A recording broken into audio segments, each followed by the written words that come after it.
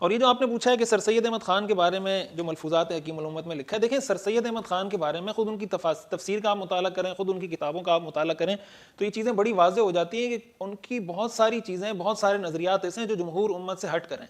اور حقیقت یہ ہے کہ انہوں نے جس طریقے سے نیچرلزم کو فروغ دیا ہے کہ ہر چیز نیچر کی وجہ سے ہو رہی ہے، ہر چیز فطرت کی وجہ سے ہو رہی ہے، اس کی وجہ سے ان کے بہت سارے شرعی عقائد اور نظریات جمہور سے مختلف ہو گئے ہیں. مثال کے طور پر معجزات ہیں. اب معجزات جتنے انبیاء کے معجزات ہیں وہ ان سب کو کسی نہ کسی سبب کے تابع لا کر کہتے ہیں کہ بھائی یہ اصل میں ایک نیچرل معاملہ تھا، یہ کوئی خارق عادت، کوئی خلاف عادت، کوئی ایکسٹرا آرڈینری کوئی معاملہ نہیں تھا، یہ اسباب تھے، بس ان اسباب کی وجہ سے ایسا ہوا، کوئی عام انسان بھی کرے گا تو ہو جائے گا. گویا معجزات کا ایک طرح سے انکار کر دیا کہ یہ کوئی انوکھی بات نہیں ہے. اسی طرح انبیاء کرام علیہ السلام کے بارے میں اگر آپ دیکھیں ان کی تفسیر میں بہت سی جگہ ایسے نازیبا الفاظ اور کلمات استعمال کیے گئے ہیں جو انبیاء کے لیے استعمال کرنا ٹھیک نہیں ہے. فرشتوں کے بارے میں ان کا عقیدہ دیکھیں تو اس کو بھی وہ نیچرلزم کے تابع کر دیتے ہیں کہ فرشتے الگ سے کوئی مخلوق نہیں ہے بلکہ وہ اللہ کی وہ طاقت ہے جو جس طاقت کے ذریعے اللہ تصرف کر رہا ہوتا ہے دنیا میں، تو اس کو ایک ٹائٹل دے دیا گیا، فرشتے کا لقب دے دیا گیا. جنات کے بارے میں بھی اسی طرح کا کانسیپٹ ہے ان کا. عذاب قبر کے بارے میں بھی ان کا اسی طرح کا تصور ہے کہ عذاب قبر کی کوئی حقیقت نہیں ہے، بلکہ جس طرح دنیا میں انسان گناہ کرتا ہے تو پریشانی ہوتی ہے، تنگی ہوتی ہے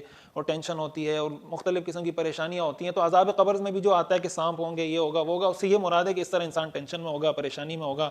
امام مہدی کے آنے کے حوالے سے ان کا نظریہ مختلف ہے. اسی طرح جو قرآن میں آتا ہے نفخ فی الصور کہ سور پھونکا جائے گا، اس کے حوالے سے ان کا نظریہ الگ ہے. ایصال ثواب کا مطلقاً انکار کرتے ہیں کہ کسی بھی عمل کا کوئی بھی ثواب کسی کو نہیں پہنچایا جا سکتا. تو اس طرح کی بہت ساری چیزیں وہ ہیں کہ انہوں نے گویا نیچرلزم کو اسلام کے مقابلے میں لا کے کھڑا کر دیا ہے کہ فطرت اصل ہے. اسلام بھی دین فطرت ہے، انبیاء بھی، ہر چیز کو فطرت کو انہوں نے مقدم کر دیا اور شریعت کے مسائل اور عقائد کو بس پوچھ ڈال دیا.